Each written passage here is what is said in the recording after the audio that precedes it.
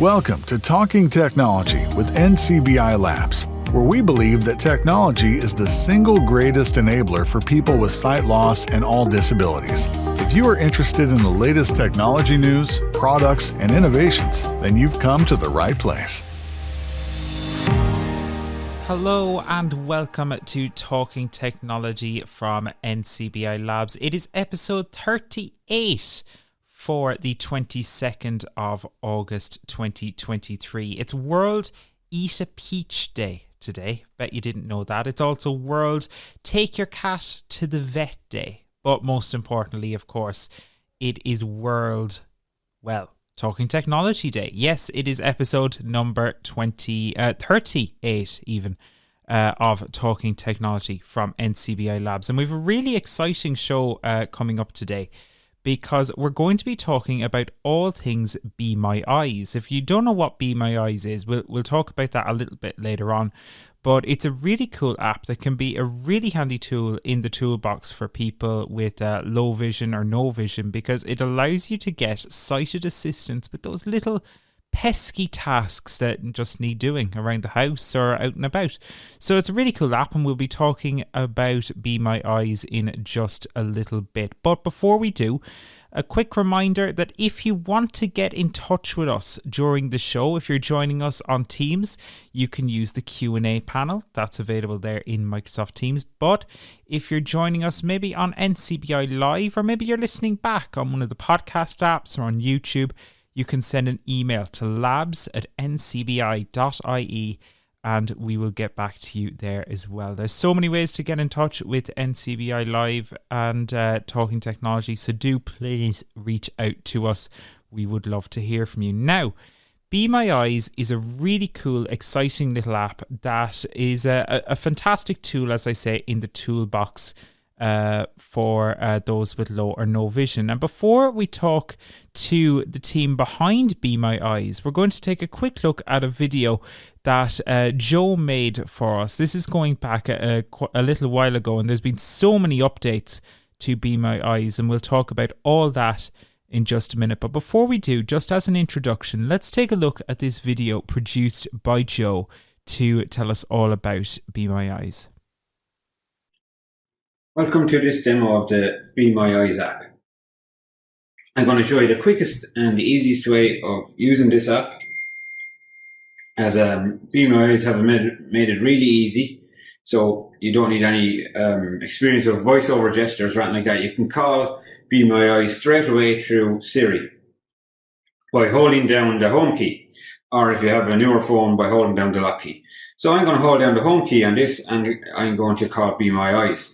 So the things I use this app for are usually, mostly I use this app for reading dates, maybe matching colours, or reading maybe greeting cards and things like that come in the door that have handwriting on them or something like that. And it's loads of different uses. You can read loads of stories on Be My Eyes if you wanted to see how other people use the app. So I'm going to try and use it now. I'm going to hold down the home key and call a volunteer. It's open 24/7, so we're going to call somebody now. Call Be My Eyes. Calling now with Be My Eyes.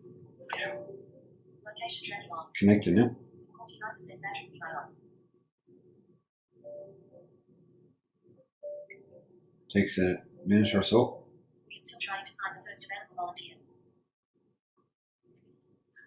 Connected. Yeah. Hello. Hi, how's it going? Good, thanks. How are you? Good. Could you read some dates for me, please? Of course. Yeah. Thank you. I'm going to point the camera at the. Okay, it's just upside down. Would you mind turning Okay. it? No problem. Those are best for 4th of May. 4th of May, okay. And I have a yogurt here now as well. And, Okay. Yogurts, you're still good until the 10th of May. 10th of May, that's brilliant. Thanks very much for your help. No worries. Bye-bye. Bye. Bye. Please let us know experience in Rollins. And then a dialogue box Please let us know experience pops in up, Rollins. Gotcha. and it says, I have experienced problems, or the Please other let us know option is, experience. I had a good call. I had a good Gotcha. call. I'm going to double tap on I had a good call. This gives Call feedback first available volunteer. to Gotcha. Be My Eyes. And then it lands you back inside the app. Call first available volunteer. Gotcha. So I'll close the app and I'll show you. We can open the app really easy with Siri also if you want to see what else is available. Open Be My Eyes. Be My Eyes. Call first available volunteer. Button. And VoiceOver announces, call the first available volunteer.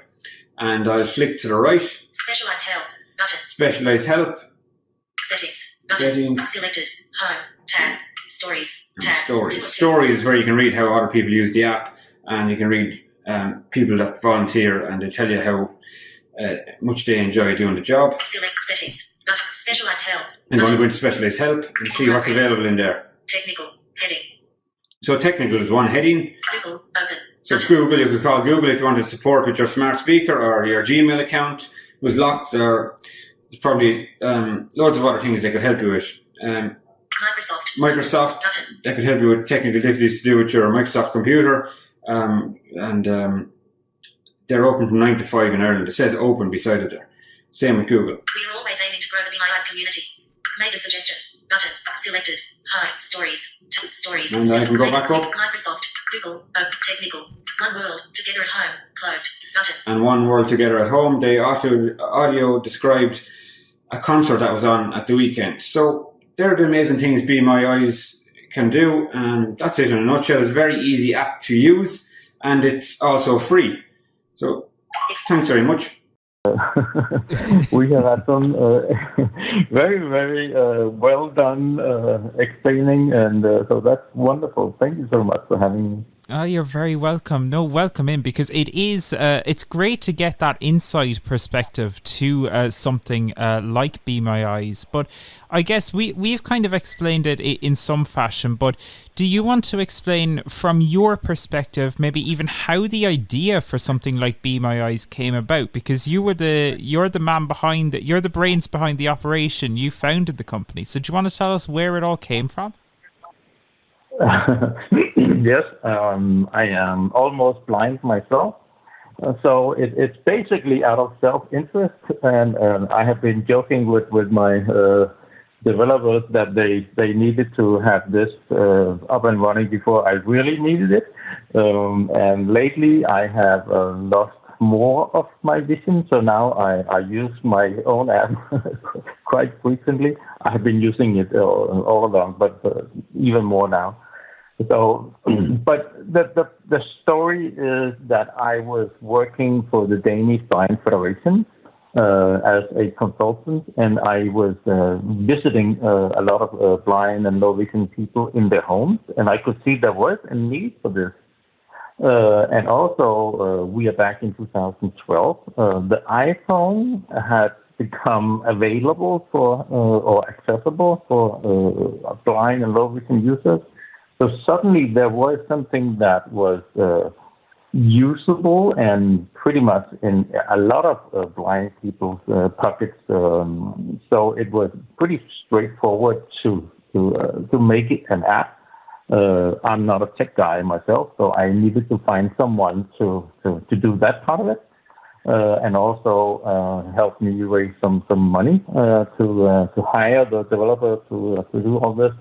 But it has been an amazing journey all the way. So that's kind of the very short version of how it started. And Be My Eyes is always, it's evolving quite a lot. Like we saw there the example of, working with a volunteer, but you've recently introduced some new features where I think you call them virtual volunteers. So do you want to tell us a little bit about how you're using artificial intelligence to really enhance things with Be My Eyes? And what can this do that maybe a sighted volunteer, human volunteer, can't do? Well, I think it's more of a new tool in the toolbox. Because we have, now, first of all, on February 1st this year, we got a call from OpenAI, and OpenAI is the company that has made Chat GPT 4 and 3 and whatever, and but what nobody knew was that they were also working on a version where you could get a description of a picture.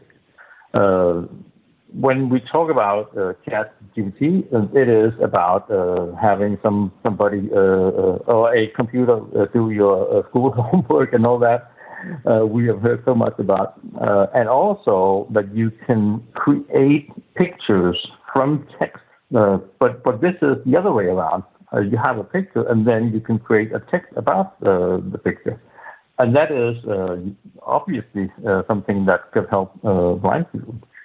We were kind of surprised to get a call from OpenAI, and they simply asked us if we wanted to work with them on this to use this feature in a meaningful way. And we were super happy about that. But we also had to say to them that Be My Eyes is a free app. And if you're okay with that, then we can work together. So they will not be charging the Be My Eyes users anything, and we will not either. And what it does is that you simply take a photo, or you can also go into your photo library and have either the picture you just took described, or you can take some of your existing pictures and have them described. Some of you may have tried other apps where you can get a description of a photo, but this is a whole new level of detail. And not only do you get a very detailed description, you can even ask questions if you want to have more information about a specific thing in the picture. Then you can ask further questions to the picture, so to speak. So this is a brand new tool that nobody has seen before. It's absolutely not perfect, and we are working on that. For instance, it's really not good at recognizing text, which is kind of weird because that is something we have been doing for decades now. But it is something we are addressing. But it is amazingly good at describing sceneries. If you take a picture down the road or in your garden or something like that, or a group of people, what are they doing, and so on. It's amazing at describing also how your living room is looking and what is on the shelves and all kinds of things. And That's also really cool. in school settings, if you have a diagram or something, you can get a really amazing description, and maybe even better than a volunteer could do. That's fascinating. But otherwise, it is. I think the most important thing is that now you can choose if you want to talk to a person or you want to try your luck with this computer. And I guess if one fails, you have a second option. If one fails, I guess you've got a second option that, you're not stuck with one or the other. You can try both if you need to, for example. Absolutely. And we have noticed that, we brag about we have 500,000 users, but to be fair, a big part of them, they don't use Be My Eyes that much. And when we ask, it's not super clear why, but some of the answers we get back is that, I don't really feel comfortable calling a stranger and ask about getting help or something. Other people have no issue with that, but we want that also those maybe a little shy or whatever, or just not ready Monday morning to talk to another human being. So they can use what we call Be My AI. We did use, in the beginning, we called it virtual volunteer, but we don't do that anymore. So now it is Be My AI. And is this so I'm if I'm in the app at the moment, it seems like there's a bit of a waiting list to get onto this platform, certainly in Ireland at least. Is there plans Yes. for like a further rollout, or what does the rollout of this feature look like? Because I know just from my own perspective, I haven't received it yet, and I think there's one or two others.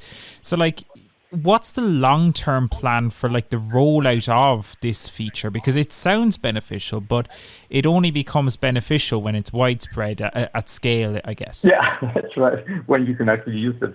Yes. You see, we are very, very careful about this because it's the thing about Be My AI is that it's very, very convincing because it will tell you something. Oh, this is, and then it will say what it is. But sometimes it's not 100% correct, and we need to address that in a super straightforward and easy to understand way.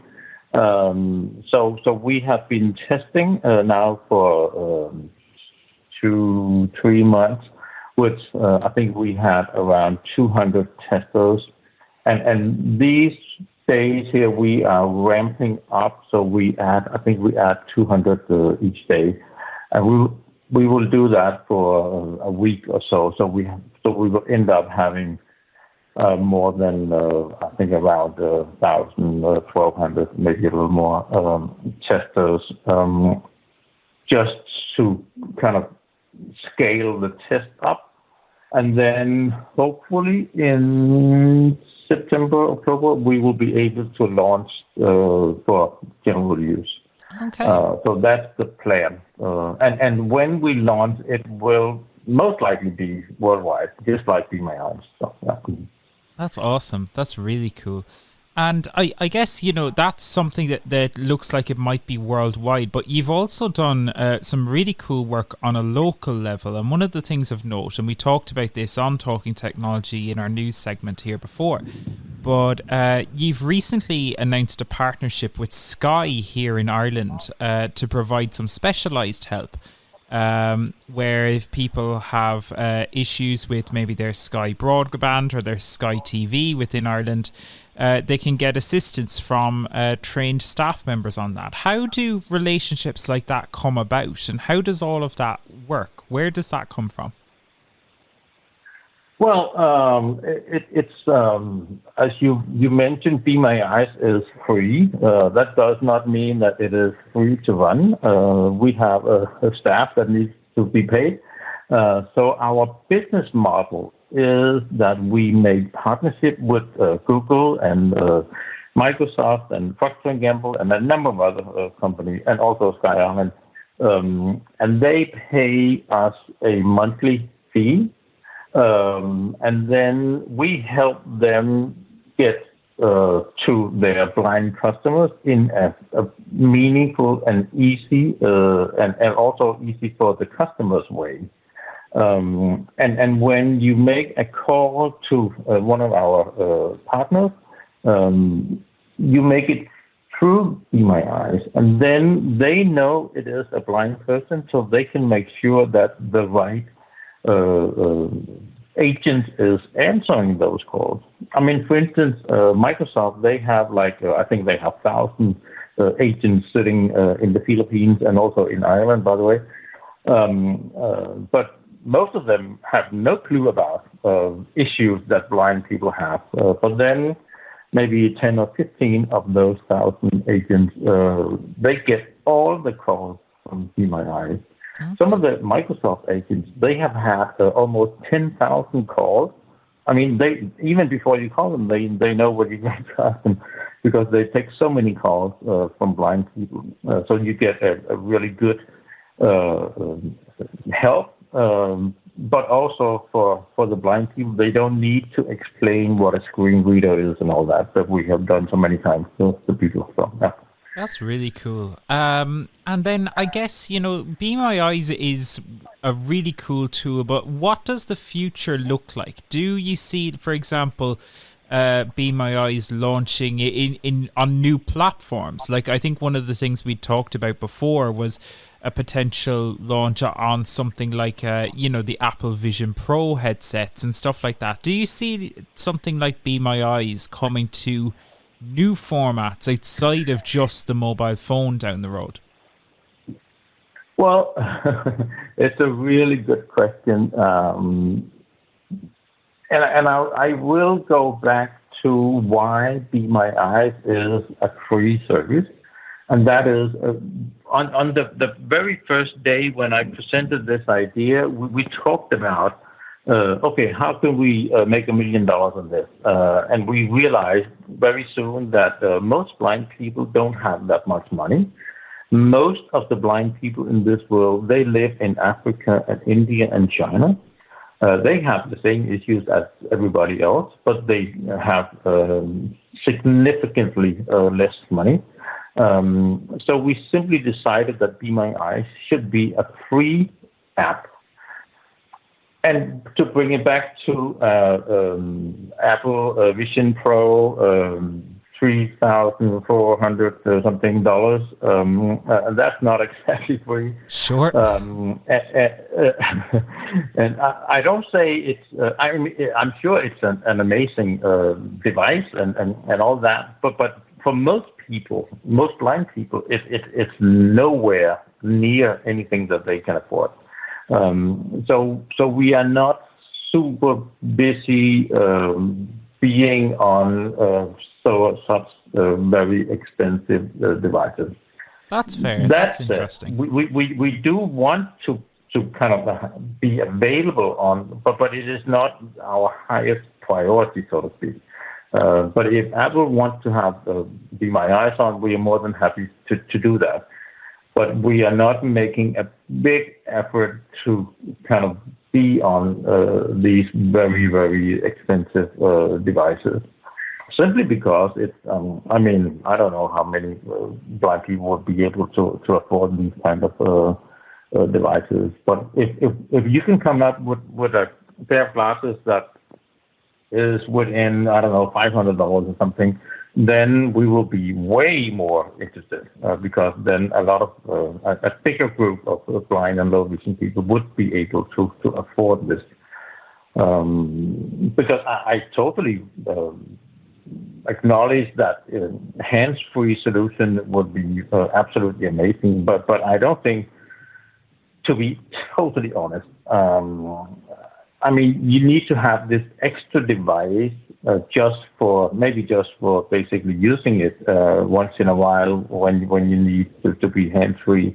Yeah. And it needs to be charged and connected, and a lot of things can go wrong there.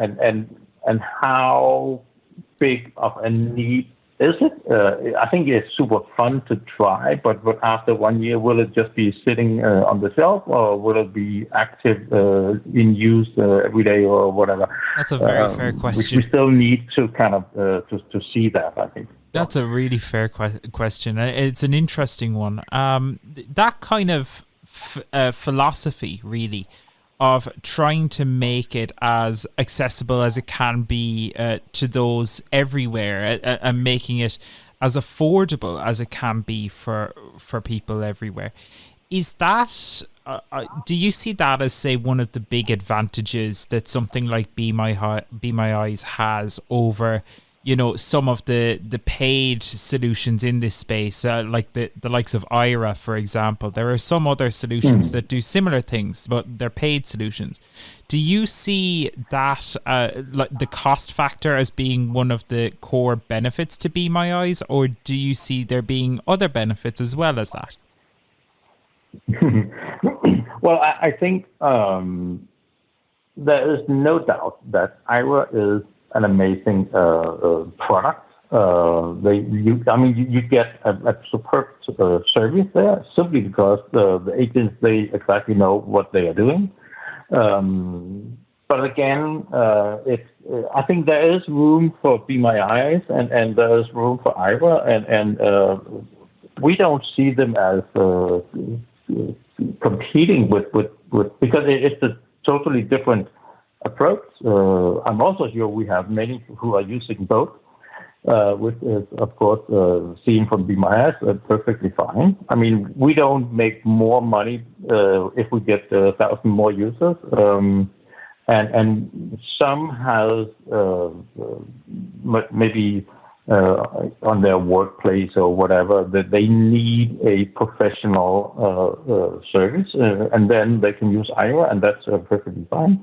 And when they are home on the Saturday and Sunday, and they just need to see the state on something, then I think Be My Eyes can do the job there. So it's just two tools in the toolbox, and I very much encourage people to try all the tools and not only use Be My Eyes. That's really cool. It's a great philosophy to see that, it's not just, one or the other, which is great to see. What does the future look like for something like Be My Eyes? We've discussed the new Be My AI tool, which is really cool. But what does the future look for Be My Eyes in the longer term, if we were to look at, 3, 5, 10 years down the line?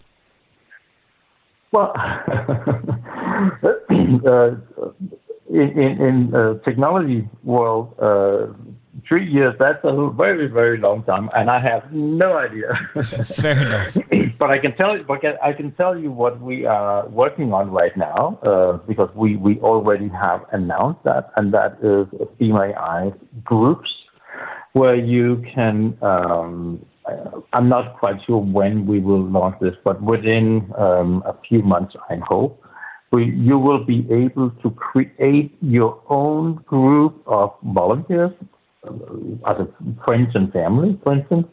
So if you have something that you don't want to show to a stranger, or something where you really need someone you trust, or maybe you are going to your local shop that most of your friends and family are familiar with, then it might be more convenient to have them to be your eyes. But you don't know exactly, okay, my sister, is she at work? Or what about my neighbor? I don't know if he's home today or whatever. So you can simply just press the friends and family button, and then whoever picks up the call will be someone you have selected to be in that group. And this is something that I have very high expectations about. Also, a little back to what I said before about maybe being a little shy about talking to strangers. So I'm sure we have, maybe not a huge group, but we have a not too small group of people who would prefer to have someone they know, maybe in other cultures where you don't want to talk, or maybe it's not really the right thing to do in that culture to talk to strangers. Then they can choose together with their family. They can make this group of trusted individuals and so on. And this will also, down the line, open up for younger people to use Be My Eyes. As it is right now, you have to be 17, simply because we're connecting you to a stranger, and we want everybody to be absolutely sure of the implications of talking to a stranger, and that's why you have to be 17. But if your parents can make a group, then we have no issue that somebody who's 10 years old and goes to school, they can have this private group of eyes they can connect to together with their school or their parents or whatever. So that's Be My Eyes group is something that we are very excited about working on. So. That's really cool. You mentioned there, about like Be My Eyes groups and being able to kind of, there are certain things, I guess, that you can, trust family members that you mightn't necessarily trust a stranger with necessarily for whatever reason. Is there, like, how does Be My Eyes go around, say, protecting people's privacy and stuff like that, whether it's with volunteers or whether it's with the new Be My AI tool? Is privacy something that you've considered a lot in Be My Eyes development? Well, yes, absolutely, but also, when you call a stranger and show them something, you can argue about the privacy. But Be My Eyes is absolutely anonymous. we don't share your name with the volunteer and the other way around. So in that sense, your privacy is, but of course, I mean, if you show something and with your name and address on and so on, and that's also why we kind of say you should not do that. And the same goes for the Be My AI. It's different in the beta where we are really looking at the result and see, was that a good answer for this picture? And so I mean, there's basically no privacy in the beta test because we are improving the product and all that. But when we have launched, there will be a high degree of privacy, and we haven't completely decided how this will show out or turn out, but it is something we're thinking a lot about. Okay. Yeah. Awesome. We did have 2 questions come in from one of our listeners. Adrian is first of all asking, is there a public beta service that people who want to maybe test future features in Be My Eyes that they can sign up for? When you open the Be My Eyes app, you can you can join the wait list for to be a beta tester. We don't yet have a beta test group for Be My Eyes groups, but that will. I don't think we will. I think we have this amazing group of testers. I think we will use them again. I mean, we are super small team, and we have to kind of be very economic about our resources and so on. So I think we will use the same group of testers again for new products if they want to. Because I mean, when we put it out there that you could join the wait list to be a tester, then very fast we had 20,000 people on the wait list. Wow. It's not that it is a whole lot of work, but it is just a pretty big chunk of email to handle all that. Yeah, for sure. And to be fair to everybody. And I don't want to put. I was surprised that we had so many on this list, but so it's not fair to kind of say, join our wait list, and then people expect to be testers if there's basically no chance. I mean, if you have 20,000 on a wait list and you only need 200, then I mean, it's that's not really fair to everybody. So that makes because sense. you do expect to join when you sign the list. So. And Adrian has a second question. He's wondering when or if will the Be My AI tool be available on Android? Do you have any details on where that project stands, or what's the story like on the Android side? We are working very, very hard. The latest I hear is that we will not be ready with the Android at the same time as the iOS, but it will be soon after. So expect maybe a month later or something. But we also need to do some testing on the Android. For simplicity, we have only tested on iOS because we have very few developers. So we simply have focused on iOS. And then we need to copy that app or the part of the app so it can work on Android. But the UX should be the slam dunk at that time. So we hope it will not be too complicated to build the Android version. But there's always something that we didn't think about, and so we need a period of testing and so also on the Android side. So, but expect it to be very soon after the general launch of the feature. Yeah. Awesome. Fantastic. Thank you so much for those questions, Adrian. Brilliant questions and fantastic to ask. So thanks so much for asking.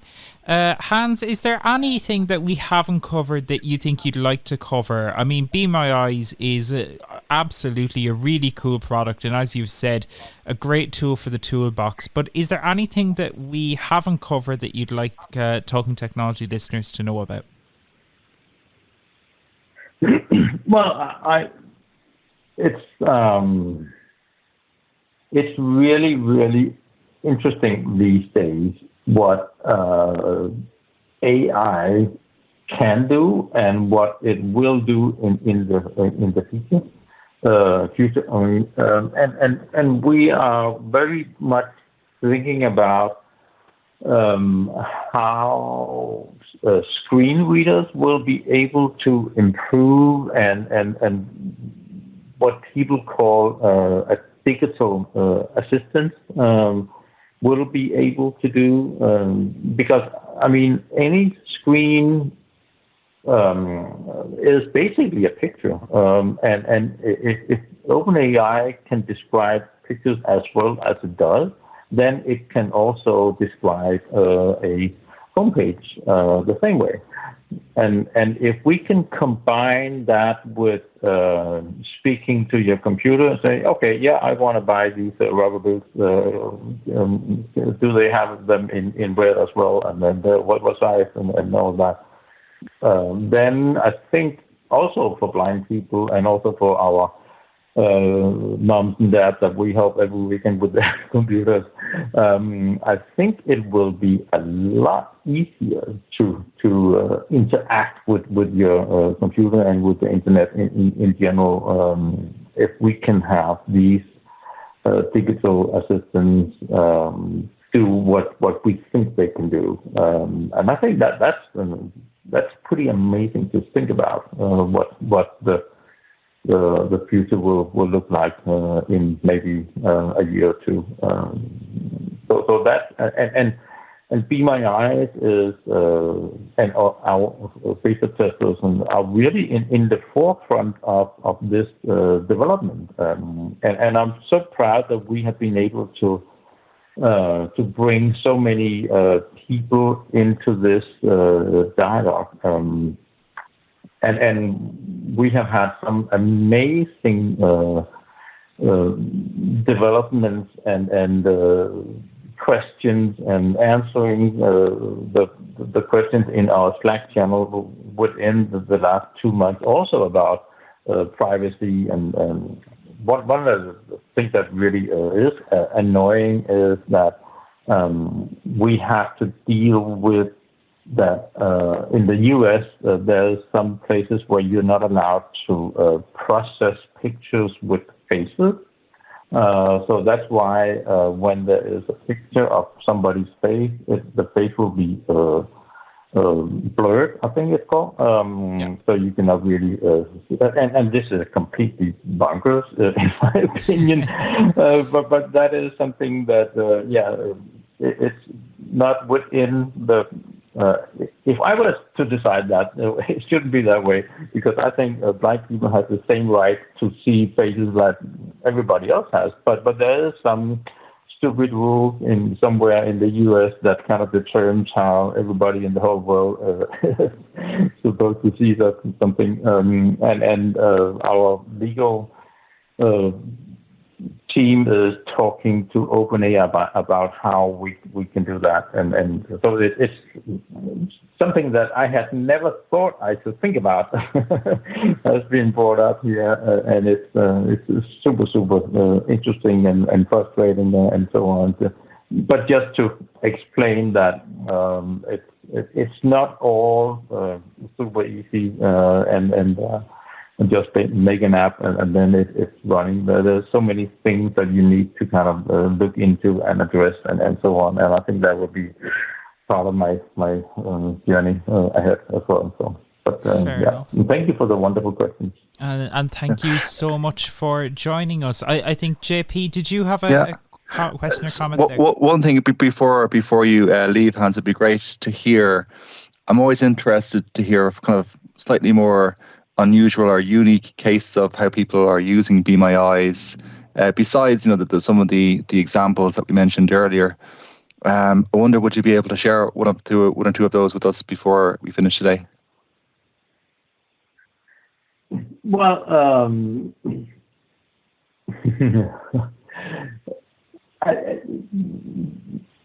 one of my own examples is when I have some where I could also use a volunteer, absolutely. But for instance, I took a milk carton and a yogurt carton, and in Denmark they are absolutely the same shape.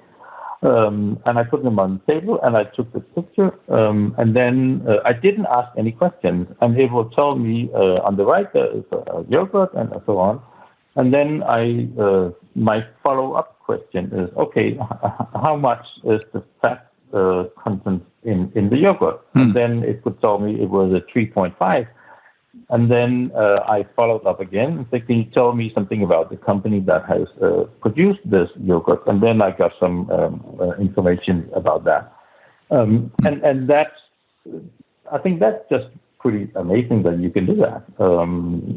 Jonathan Mosten, that you might also know, he had a totally amazing use case where he was, I think he was setting up some Sonos speakers, but they had to be in a specific place in his room. And he took a picture of this diagram, and it made no sense whatsoever to have a screen reader read it. But the OpenAI description was completely understandable. So that's how it's supposed to be. And he could kind of imagine from the description how he should put his speakers and so on. And that is some of the things that this tool can do. We also had one who's very interested in weather forecast, and he took a picture of some of these weather forecast maps, and then he could ask detailed questions about what is the weather going to be, and so on.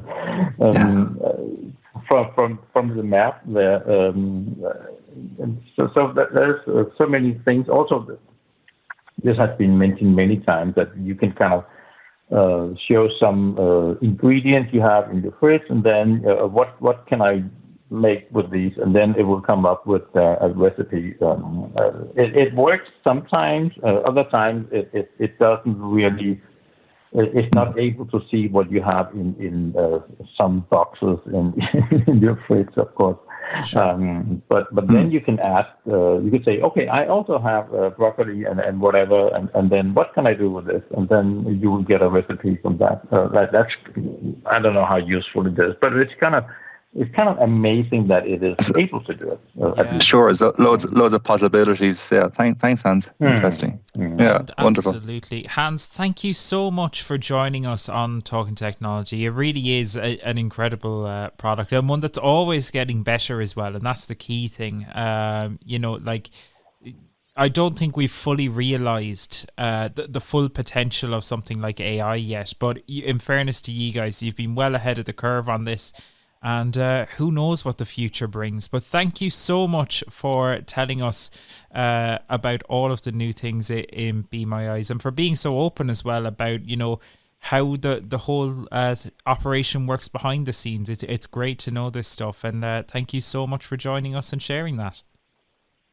Thank you so much for having me.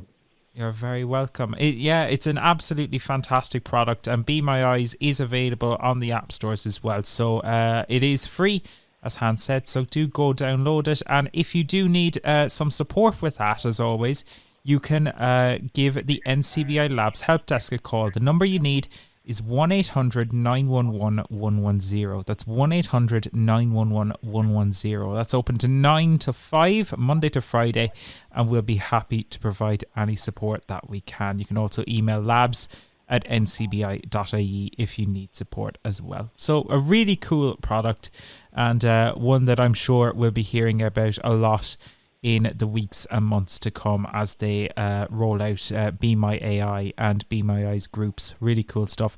Alrighty, with all that, let's get over to our legendary newsreader now and get the latest in Talking Technology news.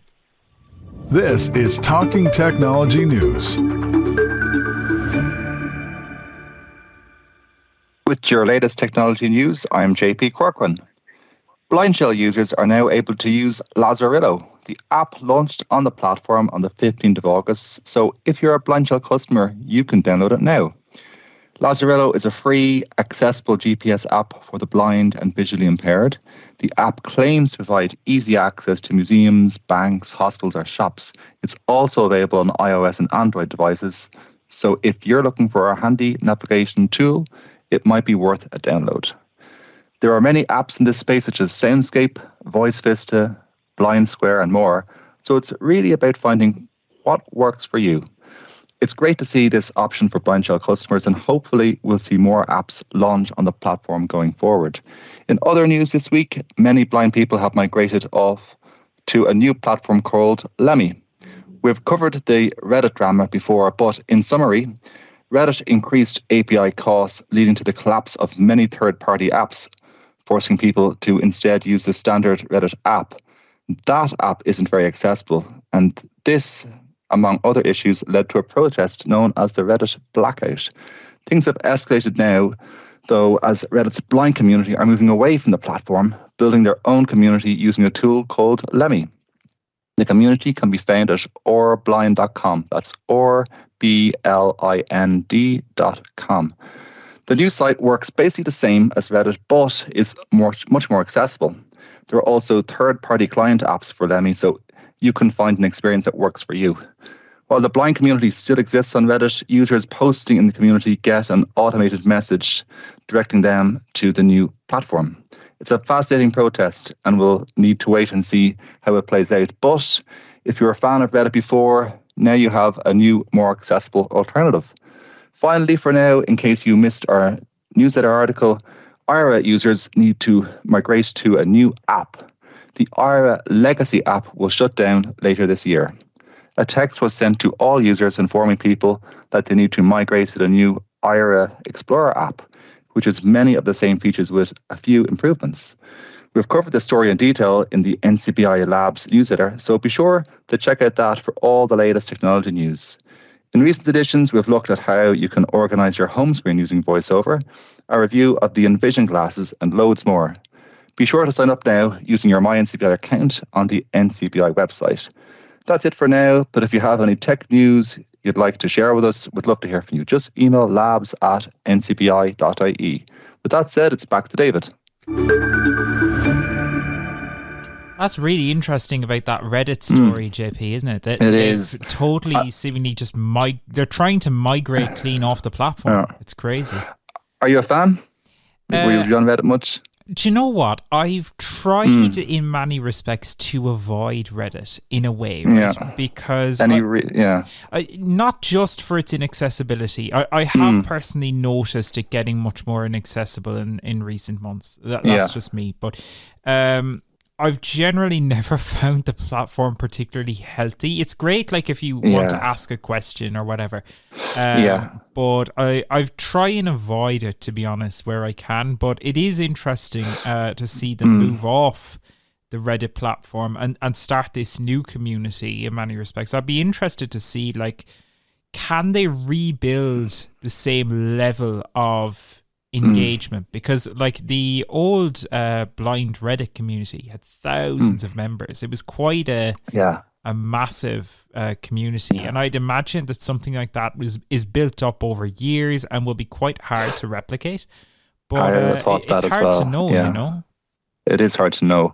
That's one of the things with Reddit. I'm not a huge user of it, but it is so varied, isn't it, David? I mean, you can go in, you can look at anything from, people talking about, their saving for a mortgage, or insurance, or whatever, or rent costs in cities and so on. So it's easy reading, but it can sometimes end up like mindlessly scrolling through pages and pages of posts, can't you? So absolutely, yeah. I think it will be interesting to see whether it has the same traction as Yeah. It's one of these ones. I don't know whether it can ever be as popular as something like Reddit, because realistically, Reddit, as you say, had absolutely everything.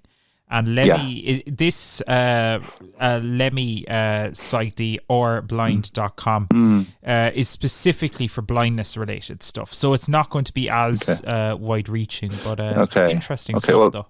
It is interesting, certainly. And what are your thoughts on Lazarillo coming to Blindshell? Another I think extra it's cool feature, it's an app that it offers. I have to say, we had wasn't it Philip from Blindshell who was on the show with us recently, one of our sales managers. I have to say, I do have to admire how supportive, encouraging they are, trying to say, people, if you have an app that you'd like made available on the phone, get in touch with us. And that's what happened in this case. There were people who contacted Blindshell, said it could just be on the roadmap. This Lazarillo app is a really helpful app for navigation, and they took that on board, and now it's a feature in their app catalog, which is a positive thing. So it is good. I have to, commend them on that development. Absolutely, and for listening to their community as well. It was something that Philip from Blindshell spoke about, is that they make the phone for blind people, and I think they prove that when they do things like this, and it's great to see. I've never been a massive user of Lazarillo. I use Soundscape on a more regular basis, but it's like all these things, every little helps. There's so many options out there, whether it's Lazarillo, Soundscape, Voice Vista, Blind Square, and it is about finding what works for you. And it's great that those options are there, isn't it? It really is. And David, speaking of those apps that could help with navigation, do you use Ira? Have you used Ira Legacy and into Ira Explorer now? Yeah, I've used Ira on a few occasions. One of the examples, we had a work event in Dublin there recently. And coming back from it, I caught a little disorientated. Is that the word? I don't know. Anyway, we understand. Yeah, exactly. Coming out of the train station here in Cork, and I couldn't get myself to the taxis. I knew they were there, but I couldn't work out exactly what direction I was going. And just out of habit, I just went to Ira, and I found it really good. And it is I've never paid for it. If something like Ira wasn't available, that's when I'd go to Be My Eyes. But if that 5-minute limit is gone or whatever, I'm not going to pay for it because there are free alternatives. But it's brilliant that it's there, though. I've used it on a few occasions, and I've always had a positive experience, so I can't knock it. Okay. So you would suggest, people recommend, or you would recommend it at least? I'd recommend give it a go, even keeping it in that free tier at least, so it's within a certain time frame. That's it, just to have all of these different solutions, because you never know when one tool is just going to fail you. For whatever reason, it just mightn't work out. So it's handy to have, two at least, maybe two navigation apps, two assistance apps or whatever, and that way if one fails, you're not just totally screwed, and that's a really it's a key way to do things, I think.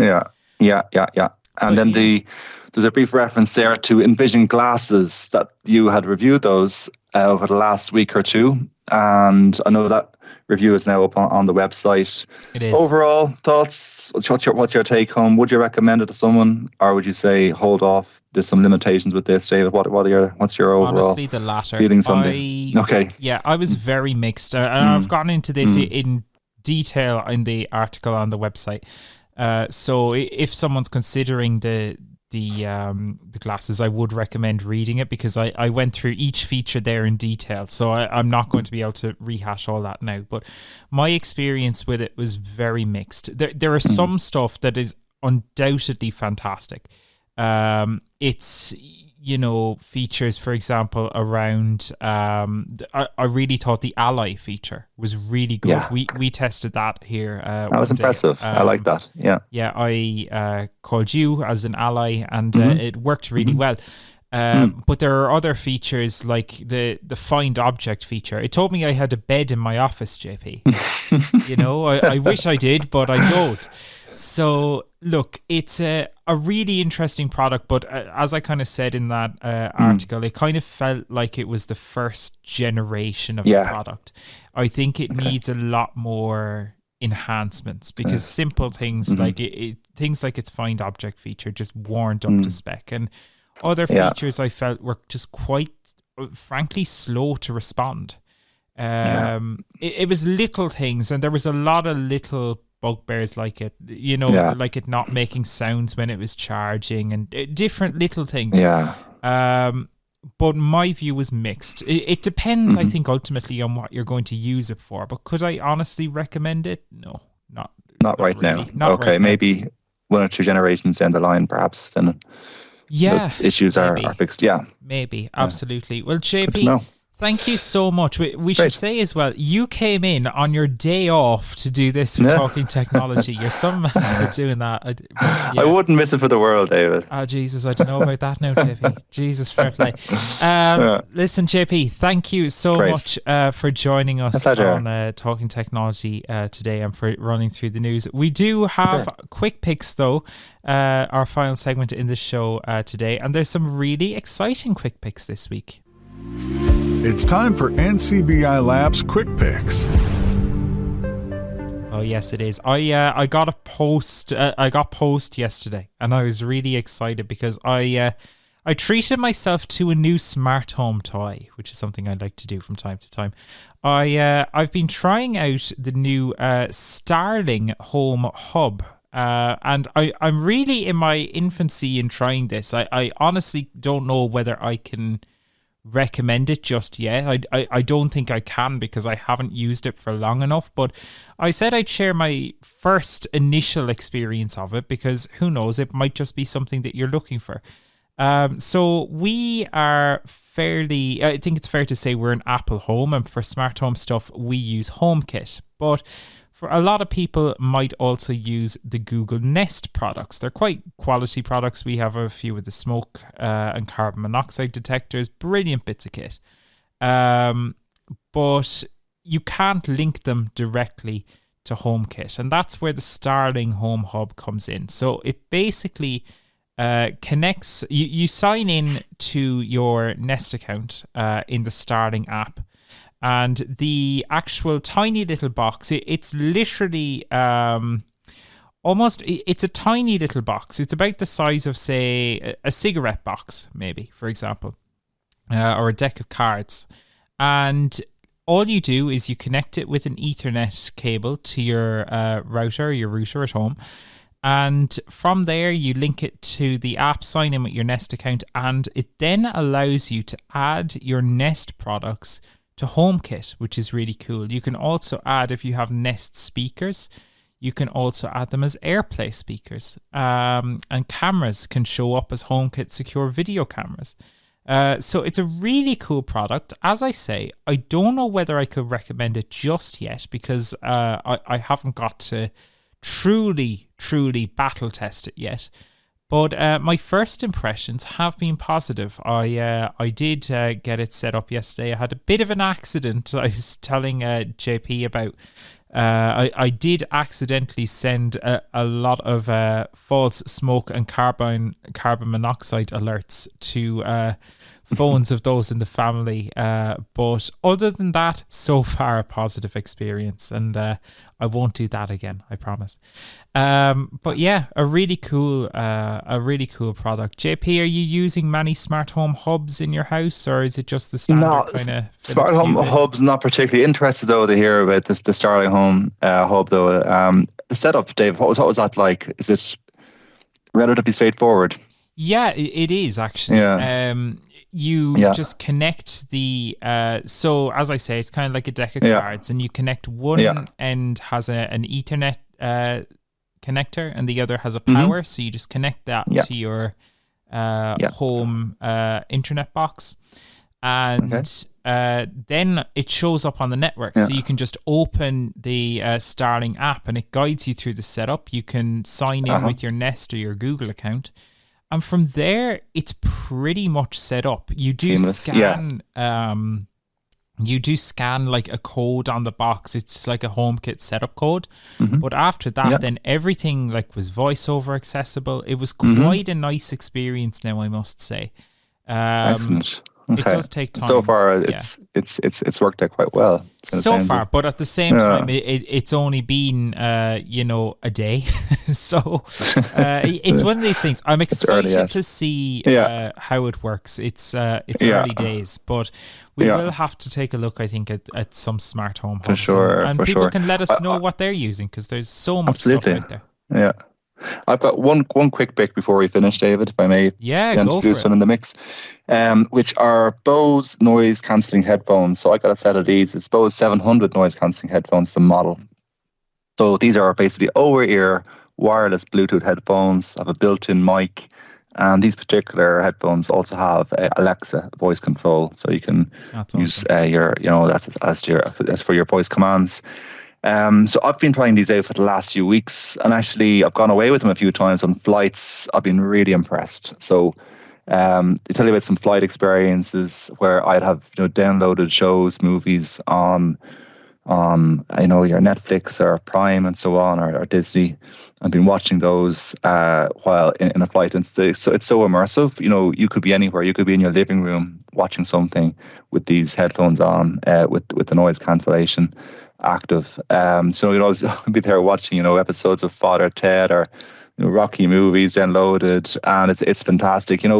But compare that to I have a set of AirPods, and I think they're brilliant for making calls. They really are. But when I compare that, if I were to take off the Bose and put on my AirPods on those flights, which I did at one point, there's no comparison. It's such a different experience. So I really recommend them. Active noise cancellation is fantastic. I like the design. It's very slick. They have a gesture pad, so you can adjust things like volume, your bass, etc. Like kind of touching the side of the headphones. Sound quality is good. USB-C charging, which is handy. Biggest downside is the cost. Okay, they're not cheap, unfortunately. They are, I think, they're around 330, so they're not. That's pricey. Cheap set of. Although it is that pricey. said, you would be paying that and sometimes more for something like AirPods, though. True, you would exactly. If you look at, if you compare that both, to something like, what are they called? Is it the AirPods? Is it the AirPods Max or AirPods Studio? AirPods Max, I think they're which are around the same price, I believe. I think they're more, JP. I'm pretty sure they're even more. Yeah. So it's pricey, but it all depends on, like, price is subjective. I wouldn't pay for it, but I'm sure there are some there who are sound nerds who would. Absolutely. That's it, exactly. Yeah. And of course, there's other brands. We can look at people I know who are using Sony's and Jabra and Beats and so forth. But thumbs up from me anyway. Okay, good to know. Good to know. Well, that is about our lot for this episode of Talking Technology. A lot today that we covered. We got so much information on Be My Eyes, all the latest Talking Technology news, and quick picks too. So all sorts of wonderful stuff on the show today. As always, if you do want to sign up to the NCBI Labs Technology newsletter, you can do so using your My NCBI account on the NCBI website. If you need some technology support, you can call the NCBI Labs Help Desk on 1-800-911-110 or labs@ncbi.ie via email. We have virtual technology clubs that you can join all across the country. Do just email that email address too if you want some more information on it. And be sure to follow NCBI and NCBI Labs on all of the platforms: YouTube, Twitter, Facebook, all of those things. Do please join us. We'd love to have you on board. And that is it for now, though. We will be back in 2 weeks' time, and it's really we're coming closer and closer to September, which is like the ultimate tech month. All of the really cool tech announcements usually come in September, and we're approaching that time really quickly. So an exciting few episodes ahead of Talking Technology, I assure you of that. Alrighty, with that said, listen, have a good rest of your day, rest of your week. Thank you so much as always for joining us, And we'll see you really, really soon for another episode of Talking Technology from NCBI Labs. For now, thanks so much for listening, and we'll see you next time. Thanks for listening to the Talking Technology podcast with NCBI Labs. If you would like to support our show, you can visit donate.ncbi.ie. The NCBI Labs Talking Technology podcast is proudly sponsored by IA Labs, the market leader in the provision of digital accessibility services.